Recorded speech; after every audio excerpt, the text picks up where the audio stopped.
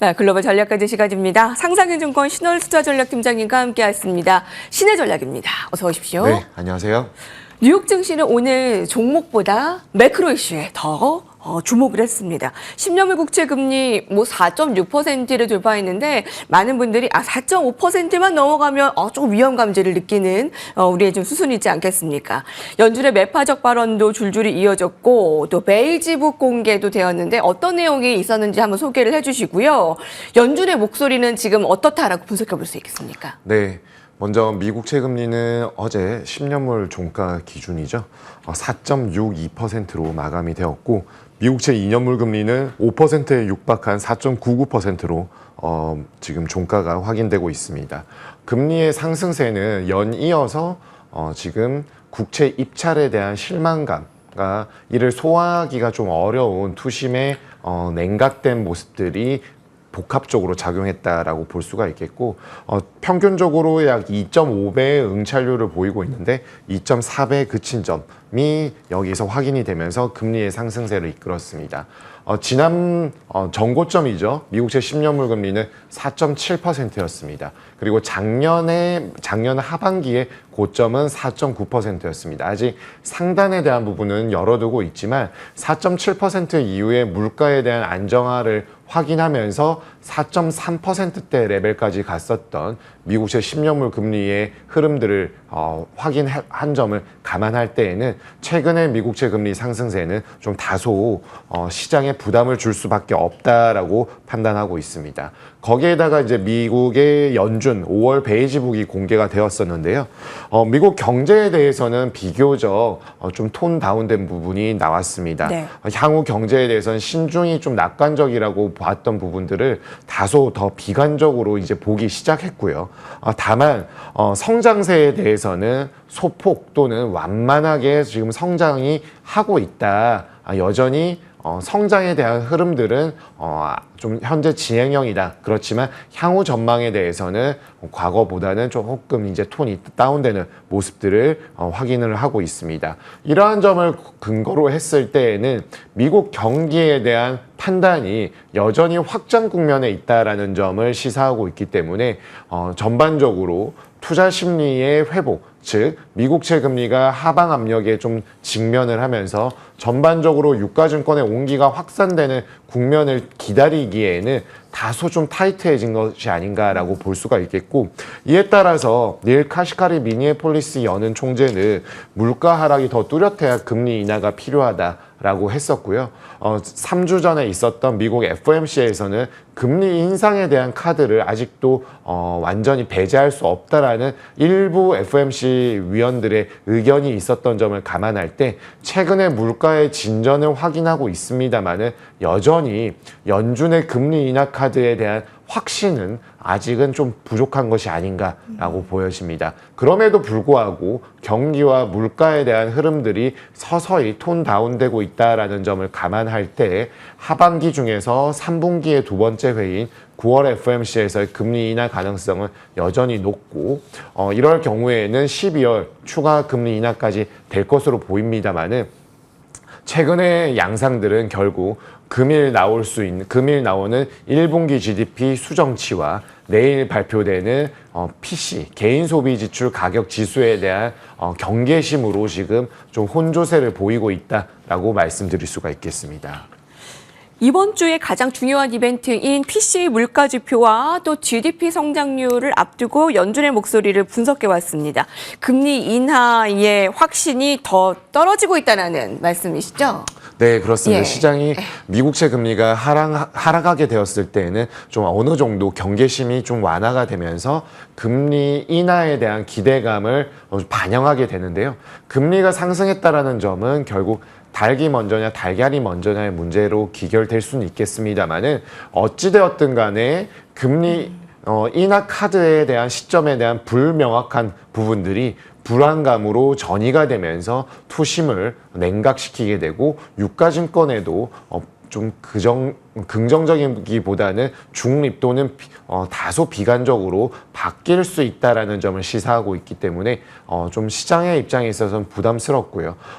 그리고 좀 전에 말씀드린 것처럼 미국채 2년물과 미국채 10년물 금리 스프레드의 역전폭이 마이너스 37bp 정도인데 하루 만에 약 7bp가 축소가 되었습니다. 역전폭이 확대될 때에는 이제는 수익률 곡선의 역전 현상이 심화되고 있기 때문에 경기에 대해서 좀 우려하는 모습은 결국 금리 인하로 가는 수순이다라고 판단하고 있는데 다시 이렇게 회복, 그러니까 역전폭이 축소가 된다라는 부분들은 경기에 대해서 여전히 미국은 탄탄하구나라는 심리가 일부 채권 시장에서 반영되는 것으로 볼 수 있기 때문에 어제처럼 채권뿐만 아니라 증시에도 비교적 긍정적이지 못한 흐름들을 연출해내는데 일조하고 있다라고 판단하고 있습니다. 네.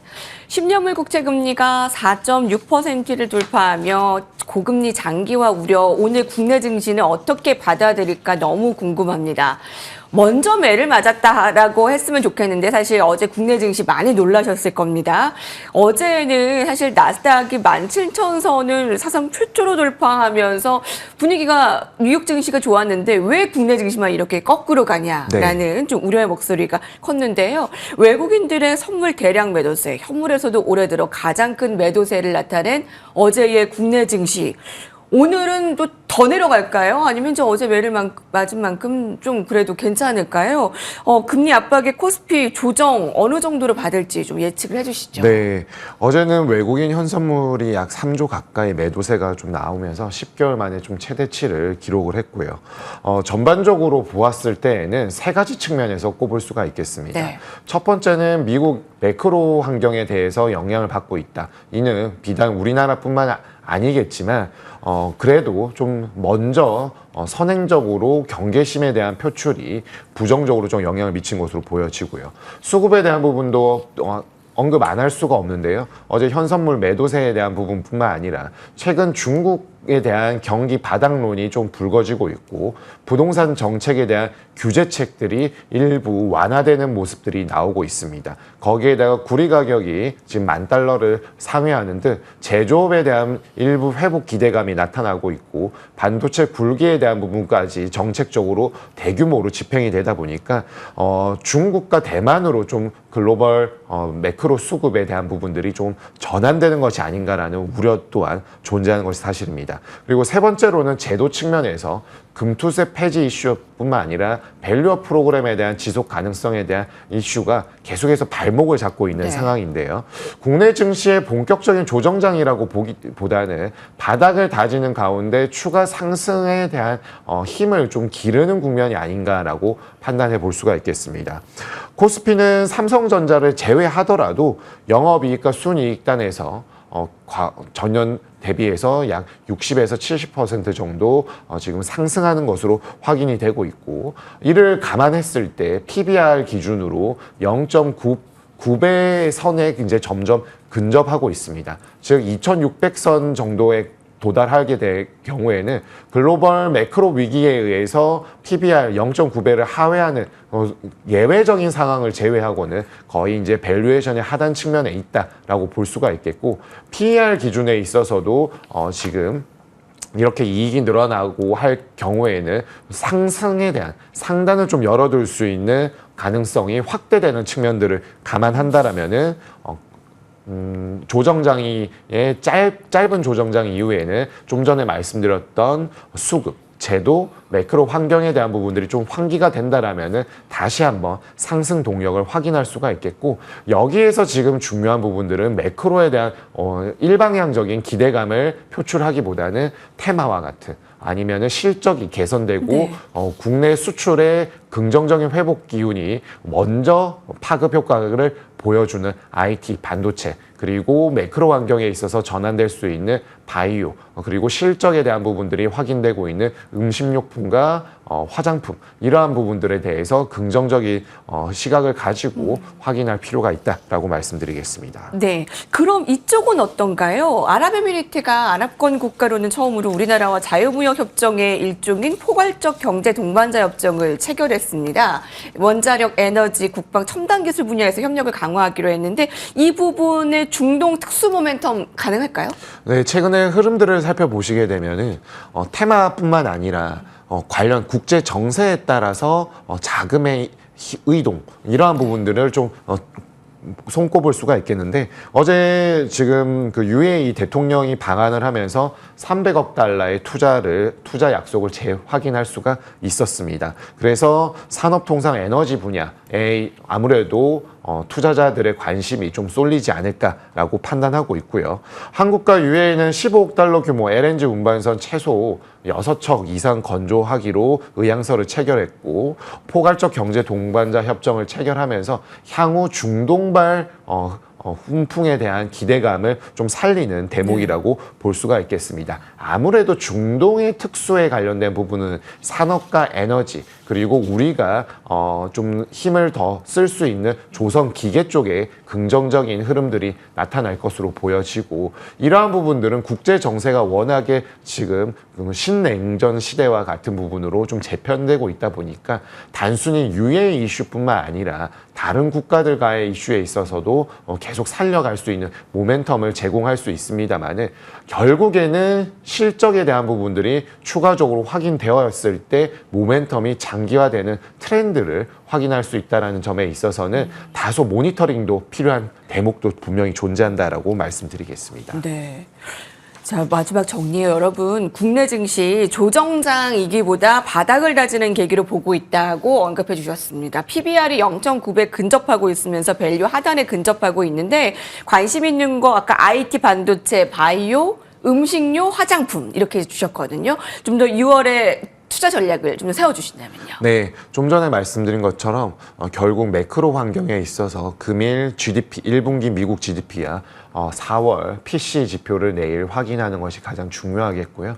여기에서 지금 시장 컨센서스는 GDP는 추가적으로 하향 조정이 될 것으로 판단하고 있고, 개인 소비 지출에 대한 헤드라인 전년 동월 대비 증감률을 2.7%로 컨센에 부합하지 않을까라고 판단하고 있습니다. 또한 미국의 클리브랜드 연은에서 나오고 있는 물가 전망 예상치 또한 컨센과 크게 다르지 않는다.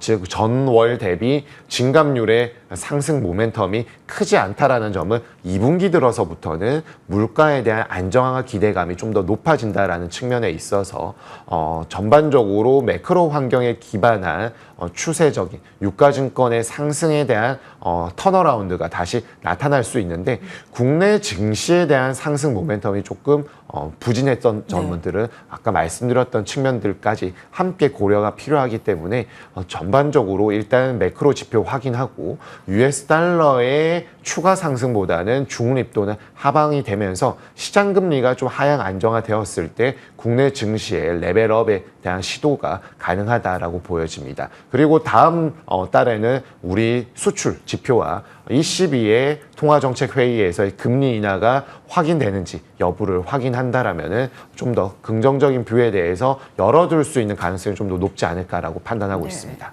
사실 국내 안에서 밸류업 프로그램 실망감과 금투세 이 부분 좀 잘 해결됐으면 좋겠습니다. 네, 여기까지 듣겠습니다. 신월 팀장님과 함께했습니다. 국내에서 선행적으로 어제 민감하게 하락받은 국내 증시 오늘 성공 투자하시기 바랍니다. 감사합니다.